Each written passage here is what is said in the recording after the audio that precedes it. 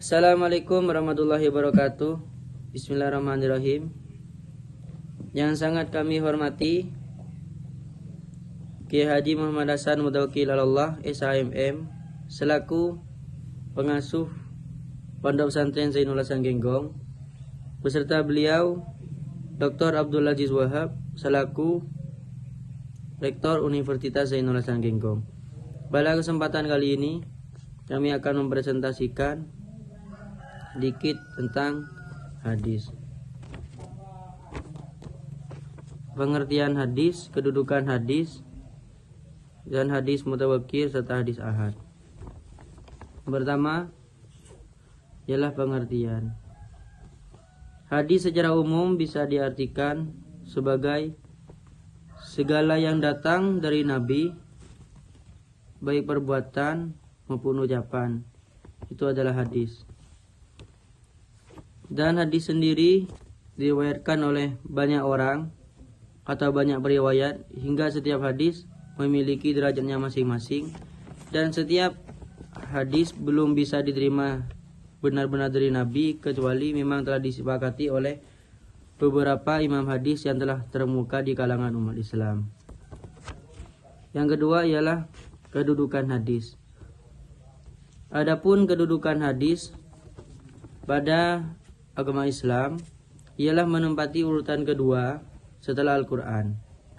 Apabila hukum-hukum agama tidak ditemukan di dalam Al-Quran, maka sumber hukum selanjutnya harus diambil berdasarkan hadis-hadis Nabi yang telah tersebar banyak baik di kitab-kitab para ulama maupun di lisan-lisan para ulama. Dan hadis Nabi Muhammad SAW, seperti yang saya katakan di awal, tidak sepenuhnya bisa dijadikan sumber hukum atau sumber rujukan setelah Al-Quran.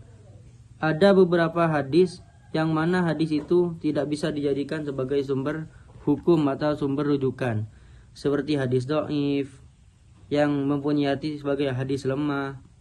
Juga beberapa hadis yang mungkin akan kami jelaskan. Lanjut ke selanjutnya ialah hadis ahad dan hadis mutawatir. Hadis ahad.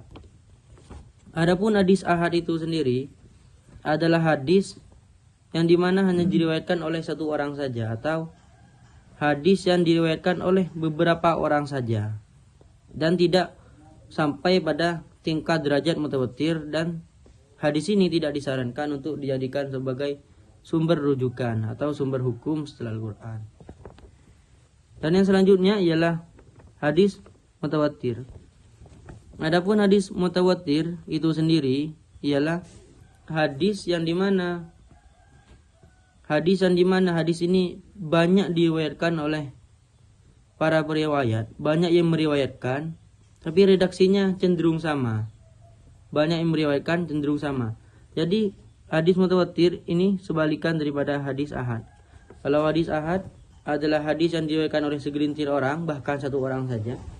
Sedangkan hadis mutawatir itu sendiri adalah hadis yang banyak diriwayatkan oleh seorang perawi atau periwayat, akan tetapi memiliki redaksi hadis yang cenderung sama. Yang cenderung sama. Adapun hadis ahad Adapun hadis ahad itu sendiri masih bisa dikelompokkan menjadi beberapa, yaitu hadis ahad masrur, hadis ahad aziz, dan hadis ahad gharib. Ya, mungkin itu saja dari kami menjelaskan sedikit tentang apa itu hadis, yaitu hadis mutawatir dan hadis ahad, pengertian serta kedudukan hadis dalam tonggak umat Islam atau hukum syariat umat Islam.